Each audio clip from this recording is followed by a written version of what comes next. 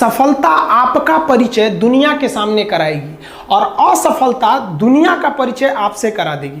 कहते हैं ना कि महफिल भी रोएगी, हर दिल भी रोएगा, डूबेगी कश्ती मेरी तो साहिल भी रोएगा। इतना प्यार बांटूंगा इस दुनिया में ऐ मेरे दोस्त कि मेरे मरने के बाद मेरे आशिक तो क्या मेरा कातिल भी रोएगा।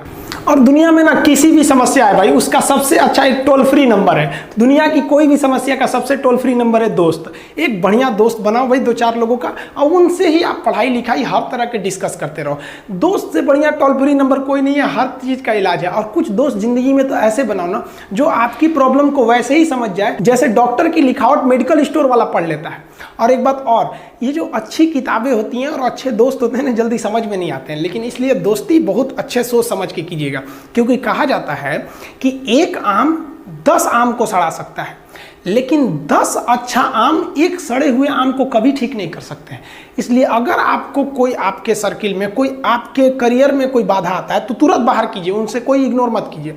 जिंदगी जो है ना वो एक एग्जाम की तरह है, और इस एग्जाम में ना ज़्यादातर लोग फेल हो जा रहे हैं। क्यों फेल हो रहे हैं? क्योंकि वो एक दूसरे का नकल कर रहे हैं और उनको पता ही नहीं है कि सबका क्वेश्चन पेपर अलग है, इसीलिए फेल हो रहे हैं। तो जिंदगी में सबकी समस्याएं अलग होती हैं। आप दूसरे की समस्या से केवल साहस ले सकते हैं, उसका तरीका नहीं अपना सकते। हिम्मत बनाए रखिए कि नहीं, हमें भी इस सफलता को पाना है। और ये जिंदगी जो है ना एक अजीब सी रेस है यार, समझ में नहीं आता है। अगर तेज भागिएगा तो आपके अपने पीछे छूट जाएंगे, और धीमे दौड़िएगा तो आपके अपने ही आपको पीछे छोड़ के चले जाएंगे।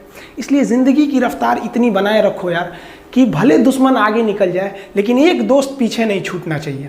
अपनी ज़िंदगी में हौसला बना के रखिए।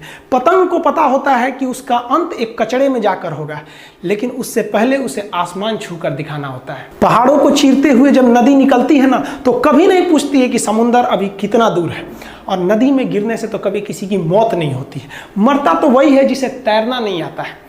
तो हम सब परिस्थितियों के आगे हार जाते हैं, हम हार जाते हैं। परिस्थितियां सबके सामने होती है, जो डट के रहा उसे मंजिल मिली, और जो नहीं डटा वो हार के चला गया।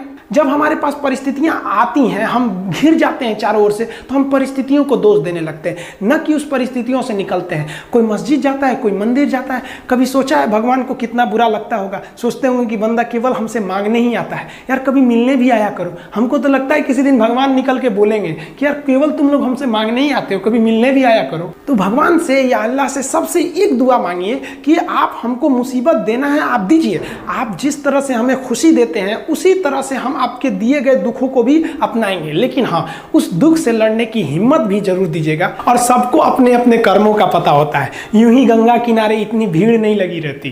देखिए जिंदगी में आपसे भी कुछ गलतियां होंगी, और गलती किससे होती है? जो काम करता है, मेहनत करने वालों से ही तो गलतियां होती है। निकम्मों की तो पूरी जिंदगी निकल जाती है दूसरों में कमी ढूंढते ढूंढते। देखिए सफलता और असफलता में थोड़ा सा का अंतर है। सफलता आपका परिचय दुनिया के सामने कराएगी और असफलता दुनिया का परिचय आपसे करा देगी। इसलिए सफल जरूर होइए।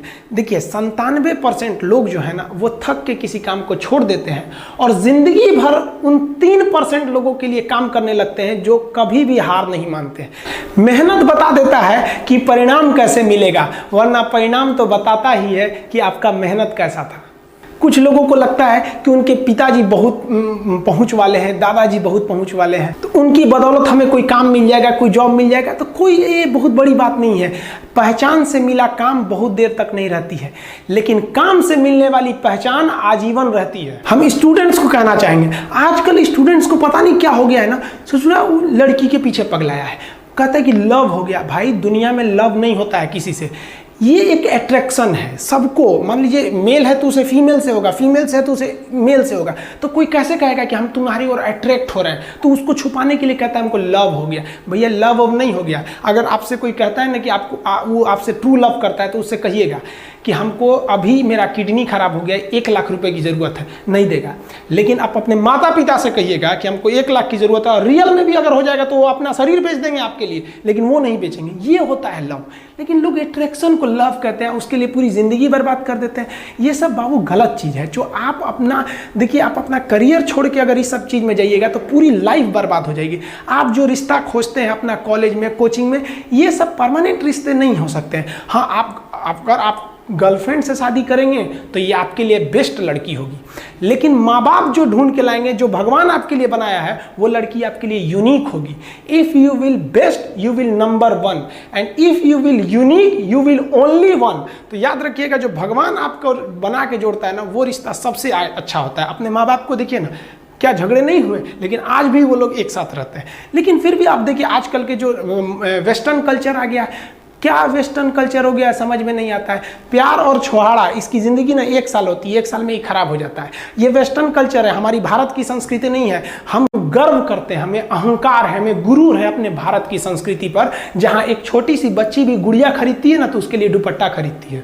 और यार, अगर आपको दिल लगाना ही है तो किताबों से लगाओ ना यार, बेवफा भी निकलेगी तो मुकद्दर बना के जाएगी।